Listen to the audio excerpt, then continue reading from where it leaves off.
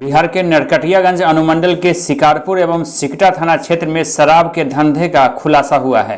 सिकटा प्रखंड के सिरसिया पंचायत के गुलरिया मुसहरी टोला गांव में अवैध शराब के निर्माण एवं बिक्री धड़ल्ले से की जा रही थी। पुलिस प्रशासन को जब इस मामले की जानकारी मिली तो यहां कार्रवाई शुरू कर दी गई। प्रबुद्धजनों ने मामले को प्रशासन के समक्ष रखा था। उधर नरकटियागंज शहर स्थित शिकारपुर थाना क्षेत्र में भी कार्रवाई तेज कर दी गई है। बताया जा रहा है कि उत्पाद विभाग एवं पुलिस प्रशासन इन दिनों हरकत में है। आपको बता दें कि यहां बेतिया पुलिस अंतर्गत लौरिया में जहरीली शराब पीने से मौत की घटना हुई थी, जिसके बाद से प्रशासनिक अधिकारी हरकत में आ गए और लगातार कार्रवाई तेज कर दिया गया है। उत्पाद एवं मद्य निषेध विभाग तथा स्थानीय थाने की पुलिस लगातार हरकत में है। उधर मधेपुरा से खबर मिल रही है, जहां विधानसभा चुनाव में फर्जीवाड़े से संबंधित मामला सामने आया है, जिसको लेकर अधिकारियों ने कार्रवाई शुरू करने की बात कही है। आपको बता दें कि चुनाव को लोकतंत्र का महापर्व कहा जाता है और इस पर्व को संपन्न कराने में करोड़ों अरबों रुपए खर्च भी होते हैं। इस पवित्र पर्व को भ्रष्ट अधिकारी लूट पर्व में बदल रहे हैं, लिहाजा इसका खुलासा हुआ है। इस मामले में अधिकारियों ने कार्रवाई तेज करने की बात कही है। अब देखना है कि जांच के बाद आखिर क्या मामला सामने आ सकेगा। मामला इसमें यही था कि पिछला जो विगत विधानसभा चुनाव 2020 शायद हुआ था, उसमें विभिन्न वेंडरों ने अपनी सामानों की आपूर्ति की थी। किसी ने खाना में, किसी ने टेंट शामियाना, किसी ने इलेक्शन मटेरियल उपलब्ध कराया था। उसका बिल आया था। तो कोई भी बिल आता है तो एक कमेटी होता है जिला का, तो इसमें कमेटी बना कर नए जो जिला पदाधिकारी आए उनके सामने जब भुगतान की बात आई तो एक कमेटी बना करके विपत्रों की जांच कराई गई। विपत्रों में कुछ इन्फ्लेटेड बिल्स थे, जिसको गुणवत्ता के आधार पे और संख्यात्मक आधार पे, क्वालिटी और क्वांटिटी जो कहते हैं, उसके आधार पे जांच किया गया और जो उसमें से गलत विपत्र था या इन्फ्लेटेड विपत्र था, उस राशि को क्रॉस करके काट करके वो बिल को शुद्ध किया गया और उसी के अनुरूप भुगतान किया गया। शुरुआती दौर में विपत्र थे, लेकिन उसको जिस अनुरूप में जितना ज़्यादा का बिल था उस अनुरूप में उसकी कटौती कर ली गई है। कोई भी फालतू विपत्र जो हमारा सामान आपूर्ति हुआ था, जो काम किया था वेंडर ने, उसको उसी अनुरूप में भुगतान किया गया है। रोहतास जिला के डिहरी से यह खबर मिल रही है, जहां जनता दल यूनाइटेड के संसदीय बोर्ड के अध्यक्ष और पूर्व केंद्रीय मंत्री उपेंद्र कुशवाहा ने कहा है कि बिहार में नीतीश कुमार की सरकार पूरे 5 साल तक खूंटा ठोककर चलेगी। इतना ही नहीं, उन्होंने कहा कि जो लोग मंसूबा पाल रहे हैं कि 5 साल पूरा होने के उपरांत कुछ इधर उधर हो सकता है, लेकिन ऐसा संभव नहीं है। आने वाले समय में भी बिहार में लगातार एनडीए की सरकार बनी रहेगी। जो विपक्ष के लोग हैं, कई बार उनकी ओर से बयान आता है कि सरकार ज्यादा दिन नहीं चलने वाली। अरे भैया, सरकार तो पक्का 5 साल खूंटा ठोक कर चलेगी। बिहार की जनता में एनडीए की सरकार पूरी मजबूती से है और मजबूती से नीतीश कुमार जी के नेतृत्व में यह सरकार 5 साल तक काम करेगी। और 5 साल ही नहीं, उस आगे आने वाले दिनों में भी जो लोग मंसूबा पाल रखे हैं कि इस धारा को कमजोर करके पुरानी जो उस समय की स्थिति थी उसको फिर से वापस ले आए, तो उस मंसूबा में लोग कामयाब नहीं होंगे। उनको कामयाब नहीं होने देना है, क्योंकि विकास की गाड़ी नीतीश कुमार जी के नेतृत्व में चली है। समाज के सभी वर्ग को जोड़कर ले चलने का जो संकल्प है इस पार्टी का, दलित भाई हो, महादलित भाई हो, अति पिछड़ा भाई हो, पिछड़ा भाई हो, सामान्य जाति के भी जो गरीब लोग हैं, जो अल्पसंख्यक जमात के लोग हैं, सबको लेकर सबके साथ न्याय करते हुए चलने वाली पार्टी का नाम जनता दल यूनाइटेड है। शिवहर की सांसद रामा देवी ने सदन में बाढ़ राहत के लिए उचित मुआवजा देने की मांग उठाई है।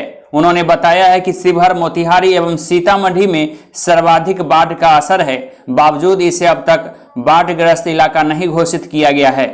उन्होंने सीतामढ़ी जिले में बाढ़ से उत्पन्न हालात के बारे में अवगत कराया। साथ में कहा कि बाढ़ रूपी आपदा से इन जिलों की स्थिति लगातार बिगड़ी हुई है। बिहार के मद्य निषेध, उत्पाद एवं निबंधन विभाग के मंत्री की अध्यक्षता में आज वीडियो कॉन्फ्रेंसिंग के माध्यम से सभी जिलाधिकारियों के साथ समीक्षा बैठक आयोजित की गई। जिलाधिकारियों के साथ समीक्षा बैठक में उन्होंने कई दिशा निर्देश दिए। मोतिहारी जिलाधिकारी शीर्षत कपिल अशोक एवं एसपी नवीन चंद्र झा भी इस बैठक में शामिल थे। बैठक में कहा गया कि अगर ग्रामीण क्षेत्रों में शराब की बिक्री बढ़ा तो चौकीदार पर कार्रवाई होगी। सीतामढ़ी के परिहार में महिला ने 1.5 साल की पुत्री की गला रेत कर हत्या कर दी। हत्यारी महिला मानसिक रूप से विक्षिप्त बताई जा रही है। बेला थाना क्षेत्र का यह मामला है, जहां बेतहा गांव में इस वारदात को अंजाम दिया गया। एक महिला ने ही अपने 1.5 साल की पुत्री राबीना खातून की गला रेत कर हत्या कर दी, जिसके बाद अफरा तफरी का माहौल उत्पन्न हो गया। घटना के बाद बच्ची का शव जमीन पर रखकर महिला खुद वहीं बेहोश हो गई। मोतिहारी में जिलाधिकारी शीर्षत कपिल अशोक ने आज बकरीद पर्व को लेकर शांति और सौहार्द के बीच पर्व मनाए जाने को लेकर जिले के वासियों को बधाई दी है। उन्होंने धन्यवाद भी व्यक्त किया है।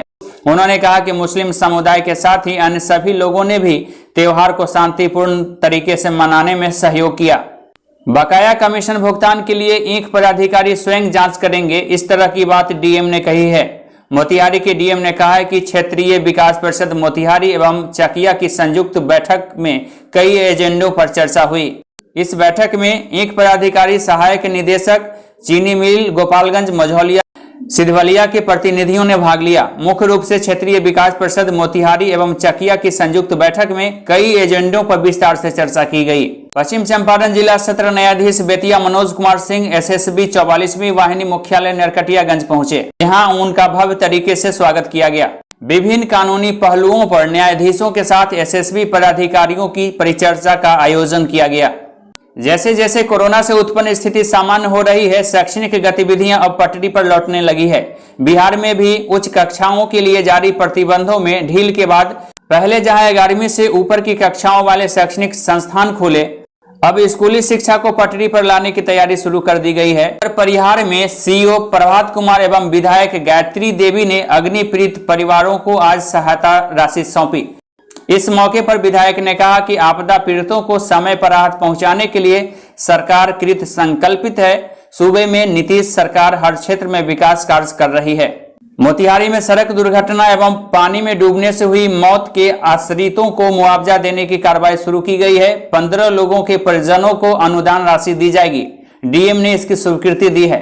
आरटीजीएस के माध्यम से 1 सप्ताह के अंदर सभी मृतक परिवार के आश्रितों को बैंक खातों के माध्यम से यह अनुदान राशि दी जाएगी। समस्तीपुर 12 पत्थर चौक के पास शहर के समाज सेवियों की एक महत्वपूर्ण बैठक की गई, जिसमें विधायक अख्तरुल इस्लाम शाहीन की अध्यक्षता में यह बैठक का आयोजन किया गया। बैठक में समस्तीपुर शहर में जल जमाव की समस्या के संदर्भ में चर्चा की गई। फसल क्षतिपूर्ति, नगर निगम क्षेत्र के विकास तथा जनहित से जुड़े हुए कई मुद्दों पर विस्तार से चर्चा की गई और रणनीति बनाई गई। एक बार फिर से वैशाली जिले में जहां पुलिस प्रशासन सख्त दिख रही है, वहीं अपराध कर्मी भी अपराध कर पुलिस प्रशासन से दो हाथ करते नजर आ रही है। एक तरफ जहां यहां शराब माफियाओं पर नकेल कसा जा रहा है, वहीं अपराध कर्मी लूट एवं हत्या की घटनाओं को लगातार अंजाम देकर फरार हो जा रहे हैं। इसी क्रम में एक घटना वैशाली जिले के महुआ अनुमंडल क्षेत्र के कटहरा ओपी क्षेत्र का सामने आया है, जहां बीते 15 जुलाई 2021 को 10वीं कक्षा के एक छात्र का अपहरण कर लिया गया था। 15 वर्षीय आकाश अनिल कुमार भगत का पुत्र बताया जा रहा है, जो कोचिंग से लौटने के दौरान अपराधियों के चंगुल में फंस गया। परिजनों ने इस मामले की शिकायत कटहरा ओपी में तत्काल ही दर्ज कराई थी, लेकिन अब तक आकाश का कोई सुराग पता नहीं चल सका है। लिहाजा परिजनों में लगातार परेशानी बढ़ती जा रही है। सीसीटीवी फुटेज के आधार पर भी त्वरित कार्रवाई की कोशिश की गई, लेकिन अब तक पुलिस खाली हाथ है। घटना की प्राथमिकी दर्ज होने के बाद पुलिस ने कार्रवाई शुरू की। इस मामले के संदिग्धों को पुलिस ने हिरासत में लेकर पूछताछ शुरू की। तब इस घटनाक्रम को हत्या के बाद हत्याकांड से जोड़कर देखा जाने लगा। पुलिस इस दिशा में कार्रवाई शुरू की, हालांकि अब तक भी इस मामले में सफलता नहीं हाथ लगी है। उधर जेडीयू नेता प्रभात किरण के नेतृत्व में आज जेडीयू प्रतिनिधि मंडल ने गायघाट प्रखंड विकास पदाधिकारी और अंचल अधिकारी से मुलाकात की। इस दौरान बाढ़ आपदा के संदर्भ में बाढ़ग्रस्त क्षेत्र घोषित करने की मांग रखी गई। गायघाट प्रखंड को बाढ़ग्रस्त घोषित करने की मांग की गई। इस मौके पर जेडीयू नेता ने कहा कि गायघाट का पूरा 23 पंचायत बाढ़ से प्रभावित है। लगभग सभी जगहों पर बाढ़ का पानी पहुंच चुका है। लोगों को रोजी रोटी बंद है। उन्होंने कहा कि अविलंब अनुश्रवण समिति की बैठक बुलाकर सर्वसम्मति से गायघाट प्रखंड को बाढ़ प्रभावित क्षेत्र घोषित करने का प्रस्ताव जिलाधिकारी को भेजी जानी चाहिए। उन्होंने इस तरह का मांग रखा है।